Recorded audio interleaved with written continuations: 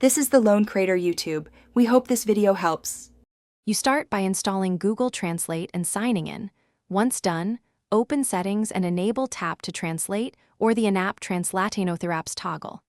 Make sure to grant accessibility and overlay permissions so Translate can read screen text, and allow microphone if you want voice translations. Next, set your primary languages and download offline packs if you're going offline. Do this now so the rest works seamlessly. Once enabled, you can call Translate from any app with a floating icon or keyboard shortcut. You invoke Translate directly in an app by tapping the floating Translate icon, using the keyboard Translate key, or copying text to trigger clipboard translation. Once active, select Text to Translate or switch to camera mode for live overlays. Change source and target languages immediately if recognition is wrong. Also use conversation mode for back-and-forth speech.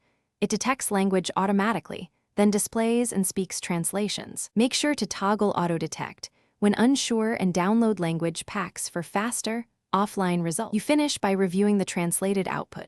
Tap any result to edit before copying or sharing to mail, chat, or notes. If translations lag or offline packs fail, clear app cache, re-download the specific language pack, and make sure automatic updates are enabled.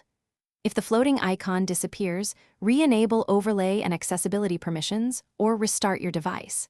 If problems persist, reinstall the app. This resolves corrupted data. Remember, checking permissions first saves time, so fix those before deeper troubleshooting steps. Thanks for watching.